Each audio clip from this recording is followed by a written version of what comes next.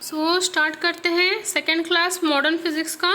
तो इस क्लास में हम लोग पढ़ेंगे प्रॉपर्टीज़ और characteristic of laser, then application of laser, then wireless transmission. So application of laser तक आप लोगों का लेज़र का पार्ट ख़त्म हो जाता है। वायरलेस ट्रांसमिशन में हम लोग सिर्फ पढ़ेंगे कि जैसे रेडियो वेव्स हो या फिर सैटेलाइट ट्रांसमिशन हो, वो कैसे ट्रांसमिट होता है।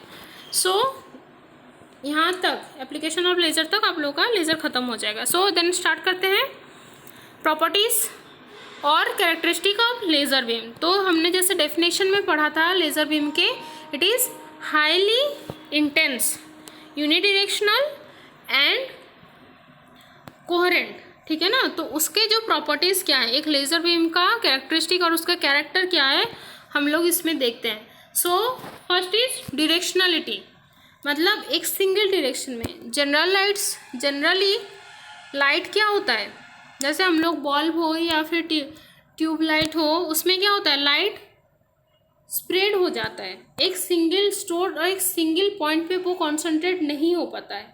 तो जो एक सिंगल पॉइंट में और एक पैरेलल बीम ज़्यादा, मतलब एक पैरेलल ये लाइन पे जो ज़्यादा मूव कर पाएगा, उसको हम लोग क्या बोलेंगे, हाईली डायरेक्शनल। तो लेज़र बीम क्या होता है, एक सिंगल लाइन पे और एक दूर तक वो मूव कर पाता है विदाउट स्प्रेडिंग।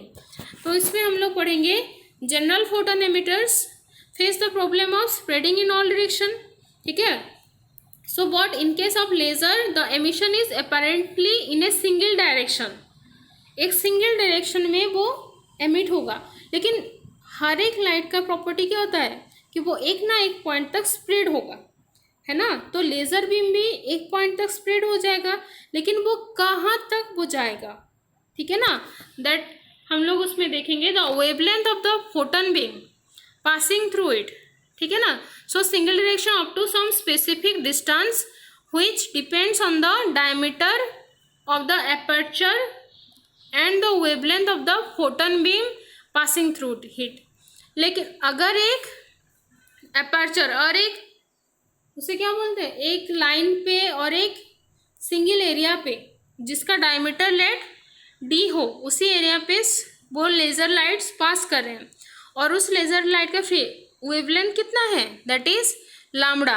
तो वो एक सिंगल डायरेक्शन में और वो पैरेलल होके कहाँ तक जाएगा, that is D square, diameter of square divided by the wavelength of the beam, वो इतने दूर तक दैट विल मूव पैरेलल। ठीक है। देन हम लोग आते हैं इंटेंसिटी।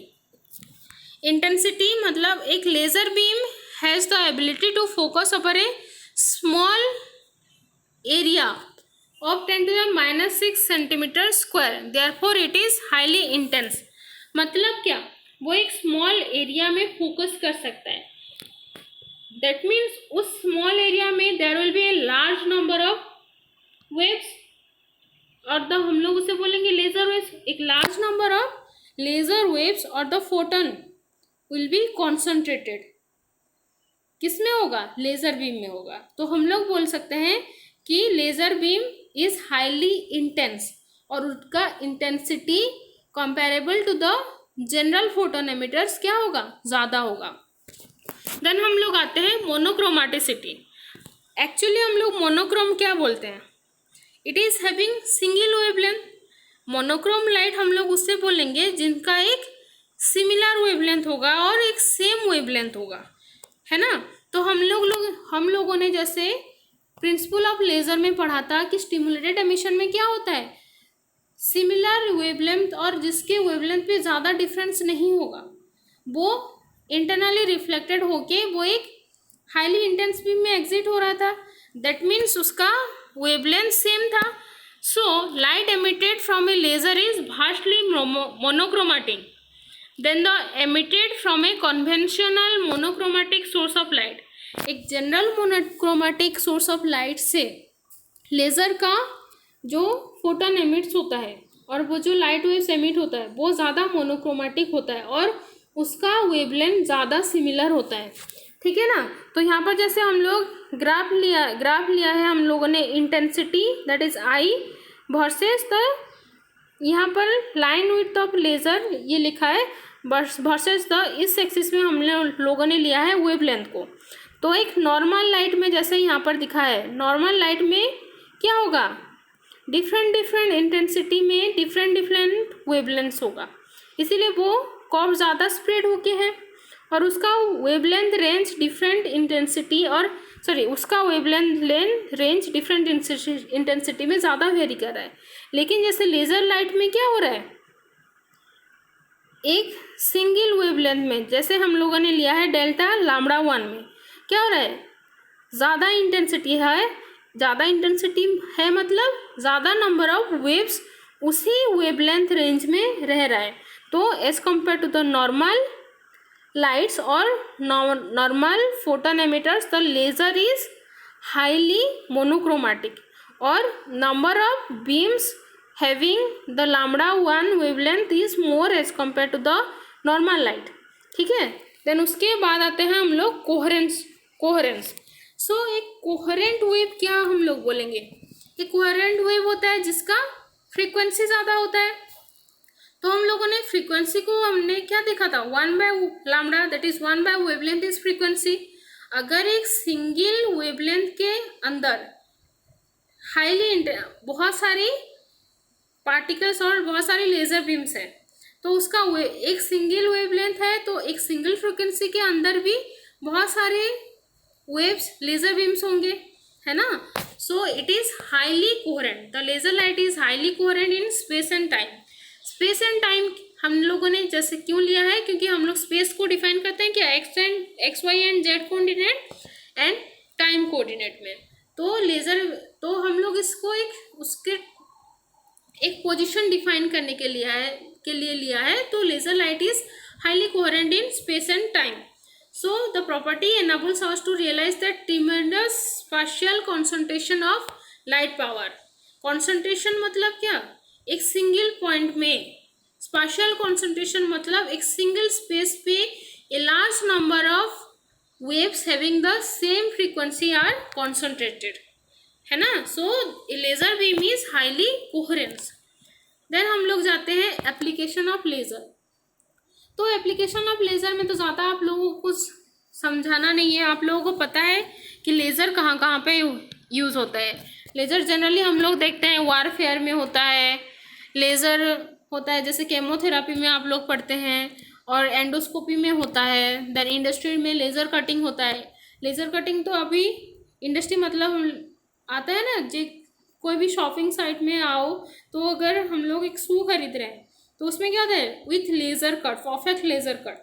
तो जनरल कट से क्या होता है, लेज़र कट ज़्यादा परफेक्ट होता है। तो हम लोग देखते हैं first one is laser in surgery. So laser beam ये होगा laser beam can be carried from source using optical fibre from one place to another and can be focused upper a extremely small area. As the beam is very powerful it can cut flesh and seal the blood and that even with less pain and stitches. तो general हमारा classic surgery में क्या होता है कि एक large area को हम लोग को कट करना पड़ता है, तो उसी से ज़्यादा टिश्यू डैमेज होता है और ज़्यादा ब्लड भी लॉस होता है। तो लेज़र ऑपरेशन से हम लोग क्या होगा, वो जो डिसएडवांटेज है क्लासिक ऑपरेशन से वो ज़्यादा एफिशिएंटली वो हो पाएगा with less pain and with clean, totally clean procedure से वो हो पाएगा। सो यहाँ पर और एक हमने देखा है painless cleaning and drilling of both cavities have become possible. जैसे टूथ के कैविटीज़ फिलअप हो या फिर आप लोग कहीं डेंटिस्ट के पास जाए तो वो अभी with the new technology, with the advance technology वहाँ पर लेज़र कटिंग और लेज़र सर्जरी से विथ पेनलेस वो हो पा रहा है। सो अभी देखते हैं लेज़र इन इंडस्ट्री। तो आप लोगों को जैसे मैंने बोला था with laser cutting will get the perfect cut. So as laser beam is very high power beam, it is employed in melting, cutting, drilling and welding metals. ठीक है, in industrial chemistry laser beam is employed to decompose noxious substances और the poisonous substances, जो कि एक very nanometre scale में होगा और very small scale में होगा। तो लेज़र इज हाईली इंटेंस, मतलब एक छोटे से एरिया में दैट इज 10⁻⁶ मिलीमीटर में कॉन्सेंट्रेट हो पा रहा है, that means it can destroy the very small particles. तो द सब्सटेंसेस जो इंडस्ट्रियल वेस्ट के थ्रू में उस सब्सटेंसेस निकलते हैं उसको हम लोग लेज़र लाइट के थ्रू में और लेज़र एमिटर्स के थ्रू में हम लोग उसको डिस्ट्रॉय कर सकते हैं। So it will cause less harm. Then उसके बाद आता है laser beam is used in photographic. तो हाईली फोटोग्राफिक, जैसे वाइल्ड लाइफ फोटोग्राफी में क्या होता है कि जैसे हम लोग नेशनल ज्योग्राफी हो या फिर डिस्कवरी में देखा है कि एक एनिमल का मूवमेंट वो कैसे हो रहा है। विद द जनरल फोटोग्राफी और general camera we cannot see the proper movement, लेकिन एक हाई स्पीड फोटोग्राफी में हम लोग उसको लो स्पीड करके उसका एवरी मूवमेंट हम लोग ऑब्जर्व कर सकते हैं। तो उसी टाइप के कैमरास में क्या होता है, लेज़र एक्शन के थ्रू में वो फोटोग्राफिक एक्शन होता है और फोटोग्राफी लिया जाता है। So it is also useful in photography.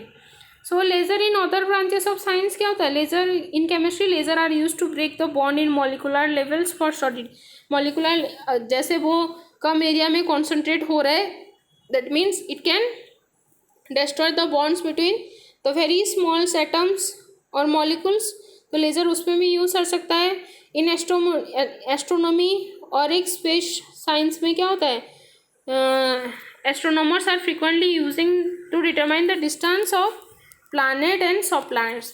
मतलब जो लेज़र लाइट क्या होगा, ज़्यादा डिस्टेंस तक मूव कर पाएगा, that means it can move A long distance and it can reflect from that distance.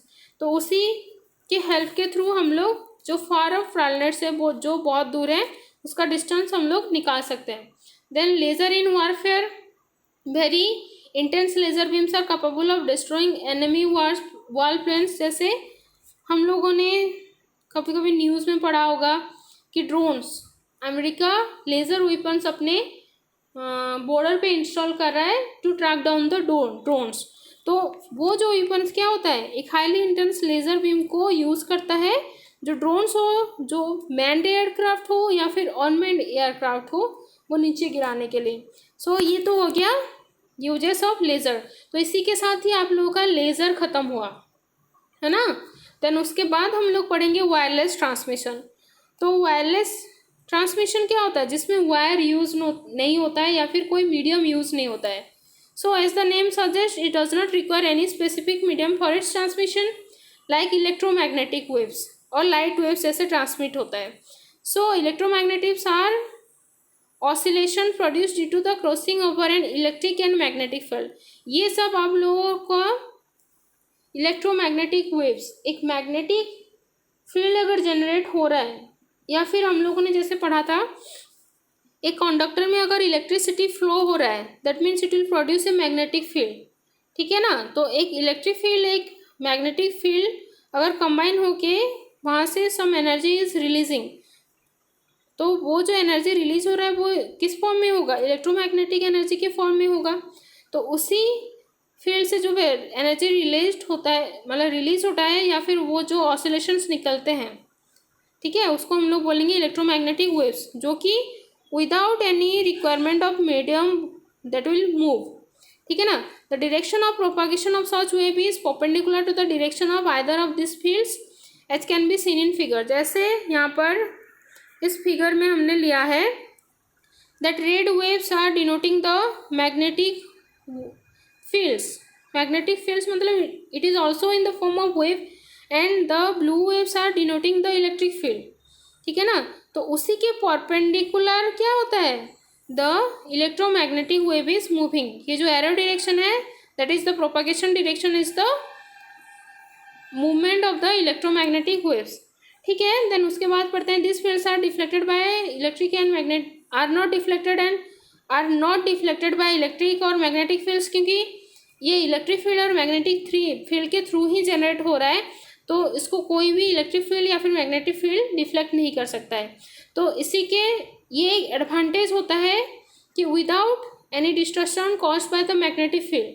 तो जनरली अर्थ का मैग्नेटिक फील्ड होता है, उसी के ये पे वो डिस्टॉर्ट नहीं होगा, या फिर कोई भी इलेक्ट्रिक फील्ड अगर उसके पास से जा रहा है that will not be able to deflect the waves. So these waves do not require any medium for its propagation. ये मैं पहले से बोल चुकी हूँ. तो व्हाट आर द वेव्स देखते हैं. तो we know different layers of earth. Earth के डिफरेंट लेयर्स होते हैं. That are the mesosphere, troposphere, ionosphere, है ना. तो उन लेयर्स के थ्रू में कौन कौन सा वेव मूव कर रहा है, उसी के हिसाब से हम लोग उस इलेक्ट्रोमैग्नेटिक वेव्स को नेम करते हैं. तो फर्स्ट आता है ग्राउंड वेव. तो ग्राउंड वेव मतलब क्या है, वो नीचे के लेयर में होता है या फिर ग्राउंड लेयर में होगा, ये नाम से ही पता चल रहा है. तो ये क्या होता है, generally ground waves are low frequency range waves, जिसका फ्रीक्वेंसी रेंज को होता है क्या होता है 1 मेगाहर्ट्ज से भी लेस होता है. ठीक है. ये हम लोग उस ग्राउंड वेव के प्रॉपर्टीज़ और उसके कैरेक्टरिस्टिक पढ़ रहे हैं, ये आप लोगों को याद रखना पड़ेगा. ठीक है ना. So this type of transmission employees the use of large antennas. तो इस ट्रांसमिशन में क्या होता है, लार्ज एंटीनास यूज होते हैं. जनरली रेडियो ट्रांसमिशन और रेडियो एफएम आप लोग जो सुनते हैं वो क्या होता है, through the ground wave communication. कि दो, एक सेंडर होता है, एक रिसीवर होता है जो कि एंटीना होता है. या फिर हम लोग जैसे 20 साल पहले चले जाए तो हम लोग क्या देखते थे कि टीवी हम लोग जब देखते थे हम लोग को एक एंटीना लगाना पड़ता था, है ना. That antenna is nothing but the example of ground waves, है ना. सो दिस यूज ग्राउंड और ट्रोपोस्फियर, जो अर्थ का लोअर मोस्ट लेयर है, ट्रोपोस्फियर को यूज़ करता है उसके प्रोपागेशन के लिए ground waves. So signal over large distances are not send using this method. क्योंकि ये अगर नीचे के लेयर पे यूज़ कर रहा है और एक एंटीना यूज़ कर रहा है तो इसके जो सिग्नल होता है वो क्या होगा, लार्ज डिस्टेंस पे मूव नहीं कर पाएगा. तो हम लोगों ने तो जनरली एग्जांपल देखा है कि हम लोग यहाँ पर अगर एफएम सुनेंगे तो फर्स्ट हमारा रेडियो फ्रीक्वेंसी कहाँ से आता है, राउरकेला रेडियो स्टेशन से, है ना. So it will not move, Cuttack का स्टेशन नहीं लगता है. क्यों, that propagation is through the ground waves, और वो एक लार्ज डिस्टेंस को मूव नहीं कर पाएगा, है ना. So ground wave radio propagation is use to provide relatively local radio communication coverage. ठीक है. देन हम लोग नेक्स्ट आते हैं स्काई वेव्स. तो ऑब्वियसली फ्रॉम द नेम हम लोगों को क्या पता है कि वो ट्रोपोस्फियर में मूव कर रहा था ग्राउंड वेव्स. तो स्काई वेव्स कहाँ पर मूव करता है कि हम लोग वही देखते हैं. So use for the propagation of electromagnetic waves with frequency 3 to 30 megahertz तक फ्रीक्वेंसी वाले इलेक्ट्रोमैग्नेटिक वेव्स स्काई वेव में यूज होता है. So this uses the ionosphere और the upper layer of the troposphere. ये ट्रोपोस्फियर के ऊपर वाले स्फीयर आयनोस्फीयर को प्रोपागेशन के लिए यूज़ करता है. तो आयनोस्फीयर में क्या होता है, जनरली वो क्लाउड्स फॉर्मेशन होता है और चार्ज पार्टिकल, है ना, होते हैं. तो वो जो which gives the advantage of presence of the charge particles in this layer. ये एक एडवांटेज प्रोवाइड करता है 3 to 30 मेगाहर्ट्ज इलेक्ट्रोमैग्नेटिक वेव के प्रोपागेशन थ्रू द आयनोस्फीयर. ठीक है ना. So these ions provide reflecting medium to the radio और communication waves within a particular frequency range. ठीक है ना. So use this property of ionosphere for a long distance transmission of wave without much एटेन्यूशन और loss of signal strength. तो जैसे sky wave use करता है ionosphere को, तो यहाँ पर जनरली क्या होता है, एक अर्थ पे एक रिसीवर एंटीना होता है. Then it will go to the ionosphere. Ionosphere में जैसे चार्ज पार्टिकल्स होते हैं which will provide a reflecting medium for that frequency of wave. तो वो वहाँ से रिफ्लेक्ट होके एक ट्रांसमीटर और एक यहाँ पर जैसे ये ट्रांसमिट हो रहा है एक रिसीवर तक वो पहुँचा, है ना. सो फ्रॉम दिस हम लोग लार्ज डिस्टेंस इसमें मूव कर सकते हैं. और जैसे वो आयनोस्फीयर से ट्रांसमिट हो रहा है मतलब डिस्टॉर्शन भी कम हो रहा है. So it is also getting the favouring condition of the reflection, है ना. तो ये होता है स्काई वेव्स. देन हम लोग देखते हैं सैटेलाइट वेव्स. सैटेलाइट वेव्स और द स्पेस वेव्स. मैंने यहाँ पर सैटेलाइट वेव्स क्यों यूज़ किया, बिकॉज ये जो स्पेस वेव है that is transmitted through the satellites के थ्रू ये जो स्पेस वेव्स ट्रांसमिट होता है, जैसे अभी के जो टीवी यूज़ होते हैं direct to home, that is through the satellite communication. और वो लोग किस वेव यूज़ करते हैं और उनका ट्रांसमिशन किस में होता है, that is through the space wave. तो ऑब्वियसली इसका फ्रीक्वेंसी भी हाई होगा as compare to the ground wave and the sky waves. So radio waves of frequencies are basically, यहाँ पर एक चीज़ मैंने छोड़ दिया है, रेडियो, हाँ लिखा है radio waves of high frequency that is more then the sky wave and the ground waves are basically used in the space wave. These waves have the ability to propagate through the atmosphere. ये ionosphere से भी reflect नहीं होगा और वो atmosphere में propagate कर पाएगा। And from transmitter antenna to the from the transmitter antenna to the receiver antenna, है ना। These waves can travel directly और can travel after reflecting from earth surface to the troposphere surface of the earth, है ना। So it is also called the tropospherical propagation in the, ठीक है। तो इस diagram में आप लोग जैसे देख सकते हैं कि एक ट्रांसमीटर, एक रिफ्लेक्टेड वेव, यहाँ पर एक एंटीना है। So it can direct travel from the source to the receiver antenna और it can also travel from the antenna to the ground wave और टू द ट्रोपोस्फियर, और यहाँ से वो रिफ्लेक्ट हो गए फिर से वो एक ट्रांसमिशन एंटीना पे मूव कर सकता है। और यहाँ पर हम लोगों ने जैसे एक सैटेलाइट थ्रू भी अगर इसको हम लोग ट्रांसमिशन करें, direct transmission, so it can also travel through that. तो इसी के साथ ही आप लोगों का यूनिट 12 ख़त्म हो गया। इसमें ज़्यादा कुछ नहीं है, इतना ही है। तो आप लोगों को अगर प्रॉपर नोट्स और आप लोगों को जो नोट्स प्रोवाइड किया गया है, आप लोगों को अगर उसमें कोई भी चीज़ समझने में प्रॉब्लम हो रही है तो आप इस वीडियो के हर एक स्लाइड को पॉज करके इसमें से डायरेक्ट नोट लिख सकते हो। मैंने यहाँ पर बहुत सारा कुछ लिखा है क्योंकि आप लोगों को नोट मेकिंग में प्रॉब्लम नहीं हो, इसीलिए मैंने ये सब लिखा है। So you can make the notes from the PPT also और फ्रॉम द वीडियो ऑल्सो, ठीक है ना। So that is clear, thank you.